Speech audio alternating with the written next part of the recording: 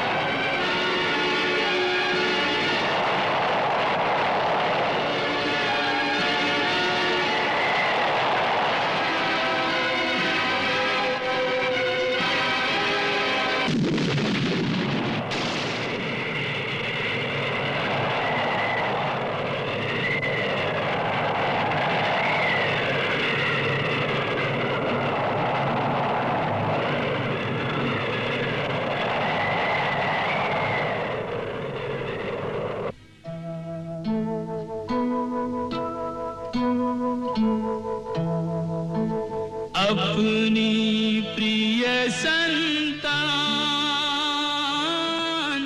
रख जसुमती की सेज पे, मायावश अनजान माया को संग ले चले।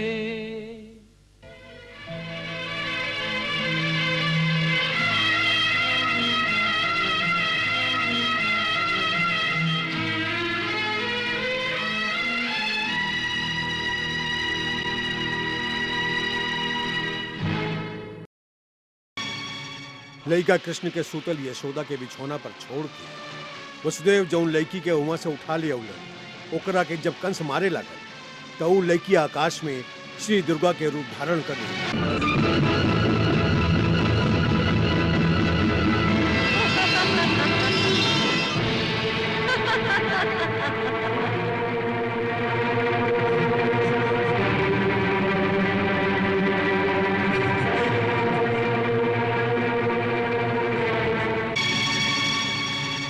रे मूर्ख, हम के मारे से तोहार कुछ ना होई। तोह के मारे वाला तो केहू और बा, और ऊ ए धरती पर जन्म भी ले चुकल बा। उहे तोहार संहार करी। हमरा विचार से भगवान श्री कृष्ण के अवतार काल 4 भाग में बांटल जा सकेला। पहला भाग है बचपन के, जे गोकुल में बीतल। ओह काल में प्रभु जे लीला कैले हई वो मुख्य रूप से भक्तन के रिझावे खातिर ही कैल गईल है। ओह भाग में बचपन के भोला भाला अदा, ऊ लीला जे लइका बूढ़ा सबके मन मोह लेवेला। ऊ मधुर मधुर झांकी जे युगन युगन से भक्त लोग और कवि लोग के पागल बना रखले हा। सूरदास तो लीला के वर्णन कर कब्बो ना आघालन। शोभित कर नवनीत लिए,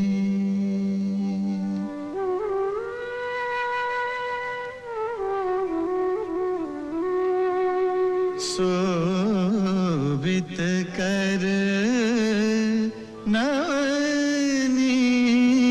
लिए।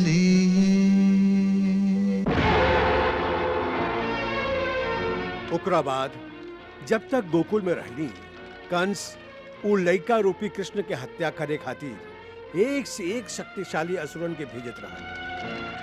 बाकी वो दिव्य लइका उस सब के संहार कर दिहलस। सबसे पहले पूतना आई।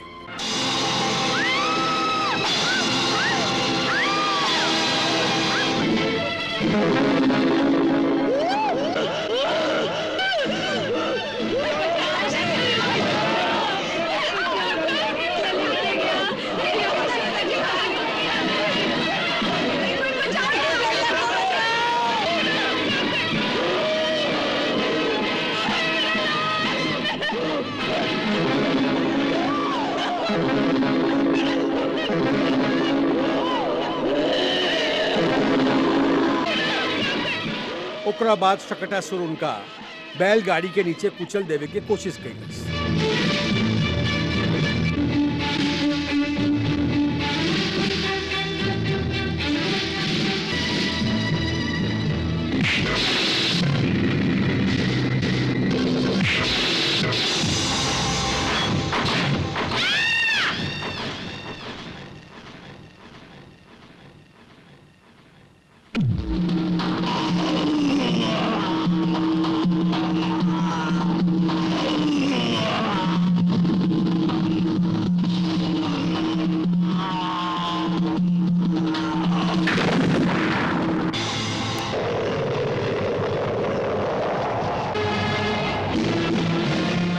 फिर कंस तृणावर्त के भेजलस, जे उनका उठा के आकाश में ले गई।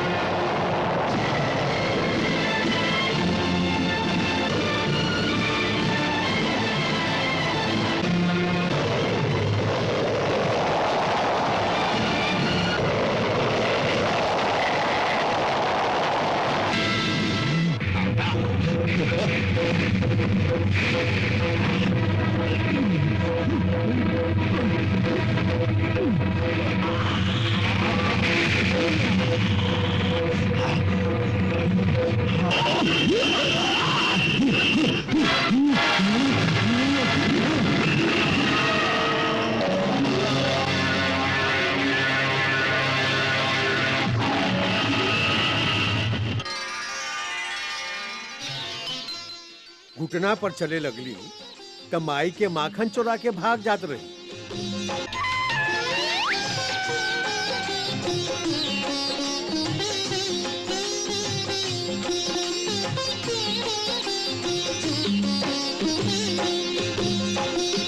हाथ में माखन धूल भरा तन, घुटरन चलत घुटरन चलत मेरो मन मोहन, हाथ में माखन धूल भरा तन। यह बीच यशोदा माई के संगे उस सुंदर लीला कैली, जेकरा द्वारा वहां अपन छोटा सा मुंह के अंदर माई के सगरे ब्रह्मांड दिखा दिए।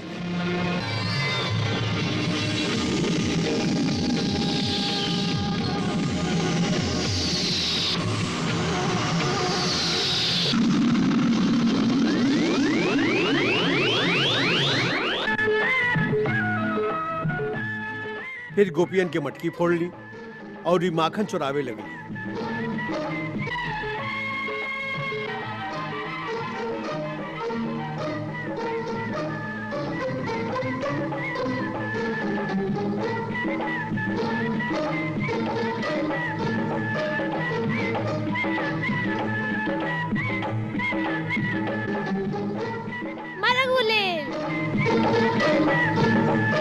यही तरह यमुना नदी में जहर फैलावे वाला कालिया नाग के संगे युद्ध करके ओकर दमन कई। देखो कालिया के फन पर नाचत कन्हैया, ओ कालिया के फन पर नाचत कन्हैया। नाचत कन्हैया जगत को नचैया, जगत को नचैया, सारी सृष्टि को रचैया। देखो कालिया के फन पर नाचत कन्हैया। देवराजेंद्र जब क्रोध करके सगरे गोकुल के वर्षा के जल में डुबा देवे की कोशिश की गई तो श्री कृष्ण गोवर्धन पर्वत के एगो अंगूरी पर उठा के गोकुल के लोग के रक्षा की।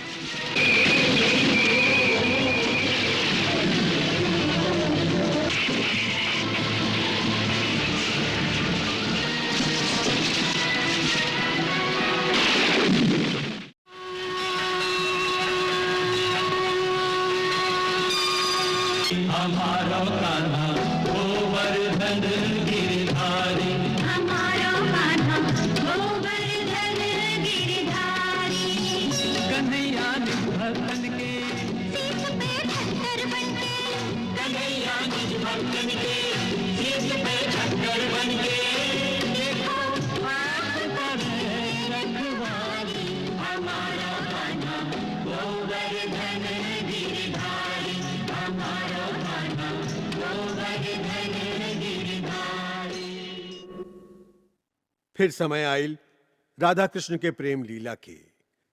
किशोरावस्था में पहुंचते ही श्री राधा जी के सहयोग से वहां प्रेम के उच्चतम आदर्श स्थापित कैली। तू नहीं खजाने लो, तोहरा खातिर हमके कितना निंदा सहे के पड़ेला। देखे राधा, हमके कौनो निंदा के डर नहीं खे। हम तो खाली प्रेम के वश में हैं और प्रेम के ही सर्वोपरि मानीला। ऐसे हमके तो आवे के ही पड़ी। और हम ना आए तब का करबा? तो हम तोहार चरण चिन्ह के ही मुरली सुना के लौट जाए।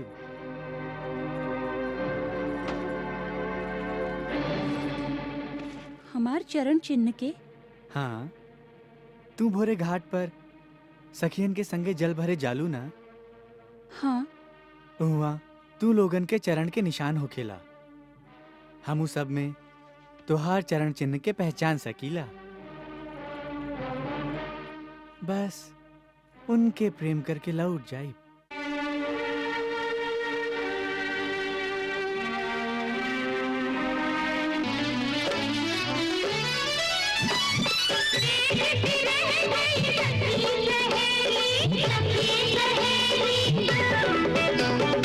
आनंद राधा केली अकेली, केली अकेली।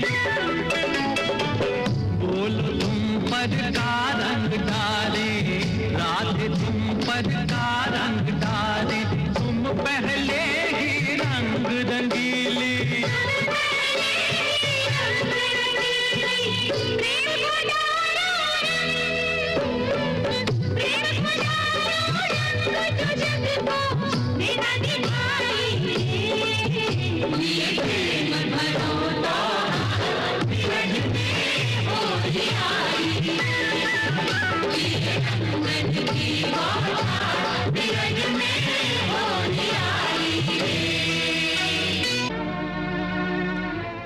कबो कबो हम सोचिला कि हम कृष्ण होखती और तू होखता राधा, तो कितना अच्छा होखत।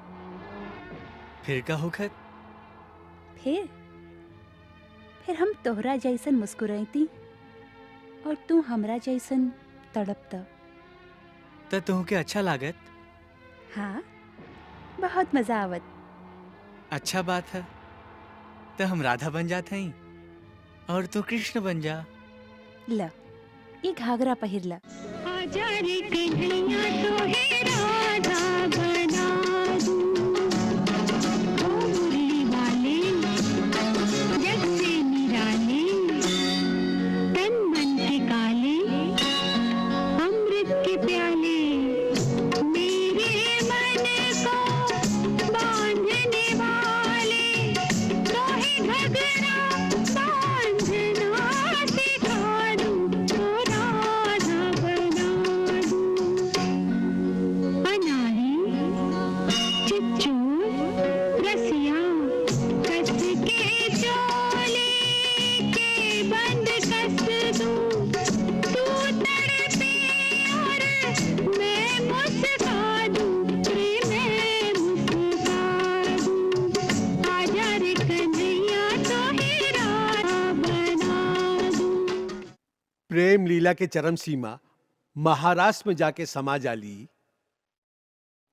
महारास वास्तव में आत्मा के परमात्मा के संगे मिलन के एगो महान उत्सव है।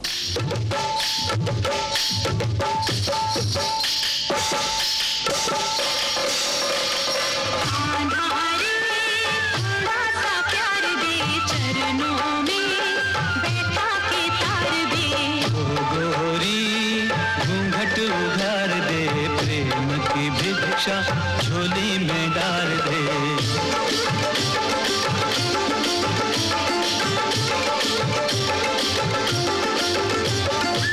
आधारे थोड़ा सा प्यार दे चरणों में बैठा के तार दे तीन गली में आके गुजरिया भूल गई रे घर की डगरिया जब तक साधन तन मन जीवन सब कुछ अलबन प्यार सवरिया माया का तुमने रंग ऐसा डाला, बंधन में बंध गया बांधने वाला। कौन रमापति कैसा ईश्वर, मैं तो हूँ गोकुल का ग्वाला। बाला रे थोड़ा सा प्यार दे मालिन का जीवन संवार दे आत्मा परमात्मा के मिलन का मधुमास है, यही महाराज है यही महाराज तो त्रिभुवन का स्वामी भक्तों का दास है। यही महाराज है यही महाराज विष्णु कमल है, राधे सुवास है, यही महाराज है यही महाराज ओ इसके अवलोकन की युग युग को प्यास है। यही महाराज है यही महाराज जह तरह हर आत्मा के ओकर आपन कल्पना के आपन परमात्मा मिल जाला, वही तरह महारास में हर एक गोपी के ओकर आपन आपन कृष्ण मिल जालन। ये मिलन महोत्सव ही प्रेम के पराकाष्ठा है। जैसे भक्ति के चरम सीमा पर पहुंच के प्रेम के प्राप्ति होखेला, वैसे ही प्रेम के चरम सीमा पर पहुंच के यह मिलन महोत्सव के परमानंद प्राप्त होखेला। ओह परमानंद के प्राप्त कैला के बाद फिर पावे खातिर और कुछ शेष ना रहेला, और जहां से कुछ पावे खातिर कुछ शेष ना रहेला, वहां से खोवल शुरू हो जाला। जहां से मिलन समाप्त होखेला, वहां से जुदाई और विरह शुरू हो जाला। यह काल चक्र के नियम है। सुख और दुख, मिलन और विरह, हंसी और आंसू हमेशा एक दूसरा के पीछे भागत चलल आवेलन। सुख के बाद दुख, दुख के बाद सुख, फिर दुख, फिर सुख। ऐसन लागेला कि काल के एगो चरण सुख है तो दूसरा चरण दुख है। पहले सुख के चरण आगे बढ़ेला, फिर दुख के चरण आगे बढ़ेला। यह समय के चाल है, और समय के चरण कब्बो रुकेला ना। यह है मृत्यु लोक के अटल सत्य। मुरली की प्रतिध्वनि दिशाओं के पास है, ओ आध्यात्मिक चेतना का सब में विकास है।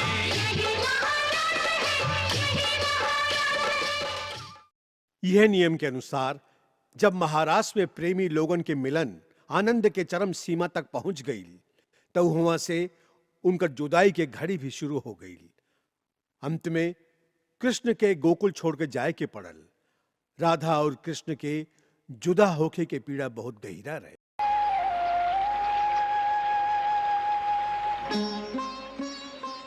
लो, हम आ गईली। कहा का कहे के बा? कहे के तो कुछ भी नहीं खे, बस आपसे जाए के आज्ञा लेबे आयल हैं। आज्ञा लेबे आइल बाड़ा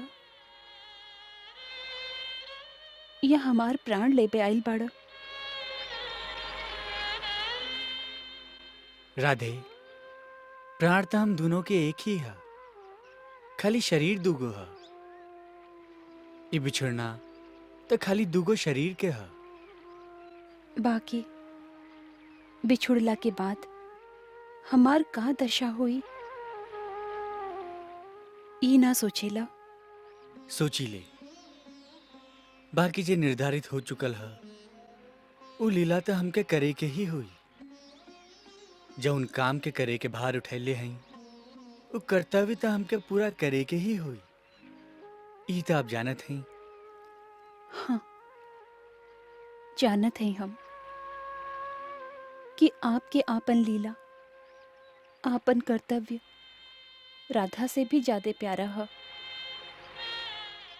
बाकी आप ये नहीं की जानत कि राधा के आपसे ज्यादा प्यारा और कुछ भी नहीं खे। ओकरा खातिर और कुछ बा भी तना। राधा के सगरे कर्तव्य, सगरे काम, ओकर सगरी आशा आकांक्षा, ओकर सगरी पूजा अर्चना, ये सब कृष्ण के चरण में ही अर्पित है।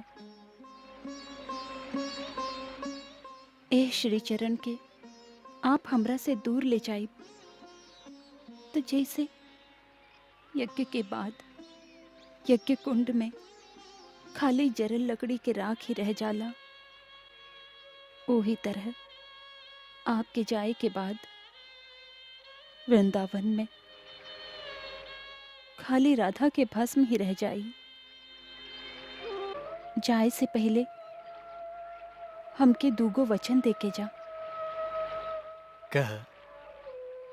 पहला ई कि खाली सपना में ही ना, बल्कि जब तक हम ए धरती पर रहब, हमार हृदय में हर क्षण आपके ही वास रहे। और दूसरी कि हमरा ए धरती के छोड़े से पहले हमके एक बार फिर आपके चरण धूरी प्राप्त होके।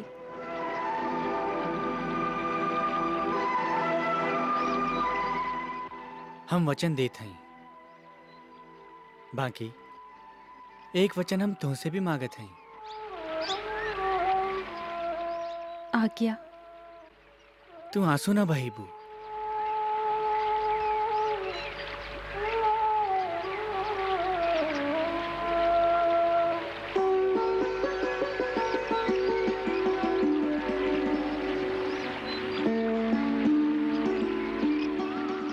बहुत कठिन है।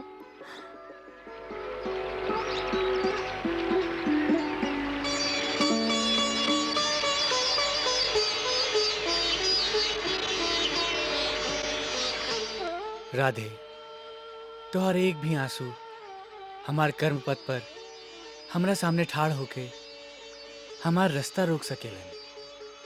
ऐसे वचन दा।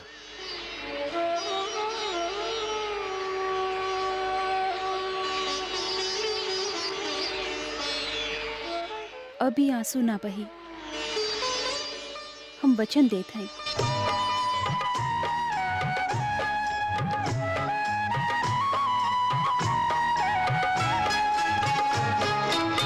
संग तुम्हारे जान सकूं मैं, तुमको रोक न पाऊं।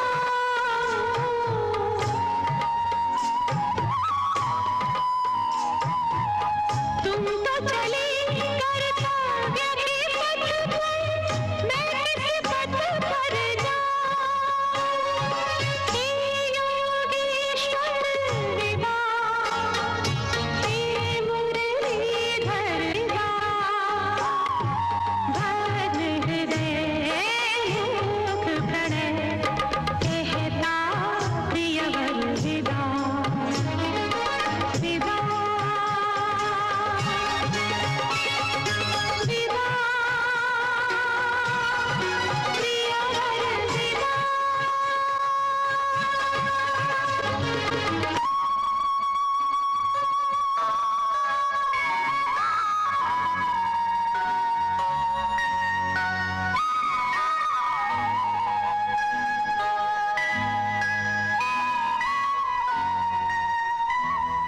कृष्णा